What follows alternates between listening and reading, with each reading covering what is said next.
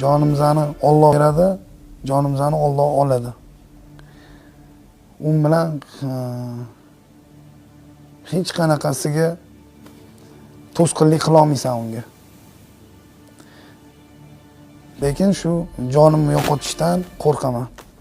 Sababi u o'limdan qo'rqish yoki hamma o'rganib olgan gap emas. Uni tagida juda ham chuqur narsalar bor-da. Farzandlaring, yaqinlaring, to'g'rimi, ota-onang sen yo'q bo'lganingdan keyin sen berayotgan e'tiborni, sen berayotgan mehrni hech kim bera olmaydi-da ularga. Men Allohga qasam ichdim, haromdan uzoq bo'laman.